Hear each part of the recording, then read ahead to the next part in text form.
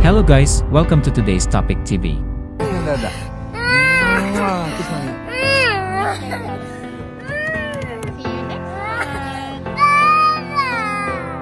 Halos hindi magkamayaw sa pag-iyak ang batang ito sa kanyang ama na inihatid nila kasama ang kanyang ina sa airport, napapaalis papuntang India at Amerika para mag-inspeksyon sa binili ng PNP ng halos 2,000 all-purpose vest mula sa India.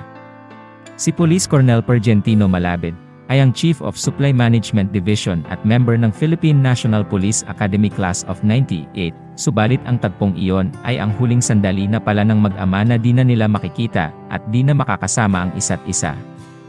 Dahil si Police Colonel ay isa sa mga 67 na nasawi sa nagbanggaang Black Hawk helicopter at isang commercial plane sa Amerika.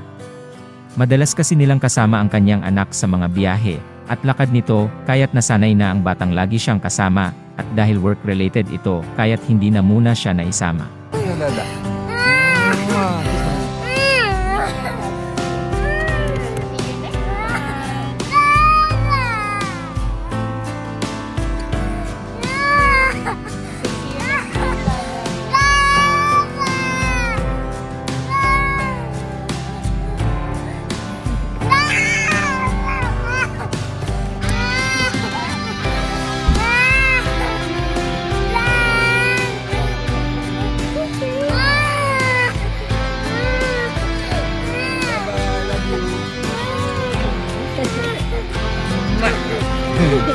Halos hindi na rin bitawan ng anak ang damit nito sa mahigpit na kapit dahil ayaw niyang paalisin ang kanyang ama.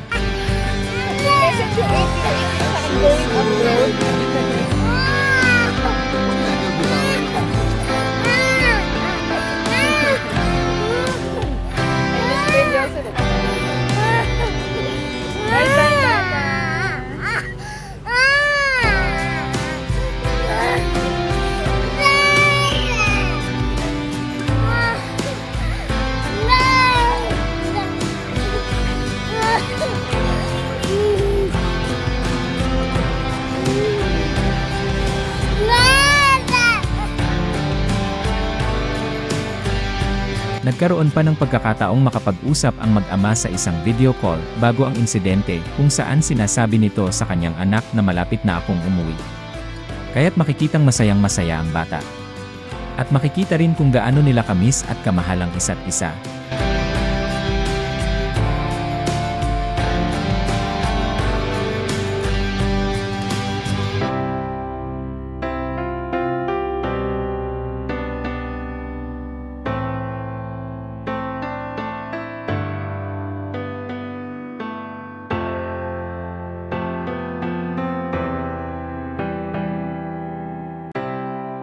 Serve with honor, integrity, and dedication throughout his career.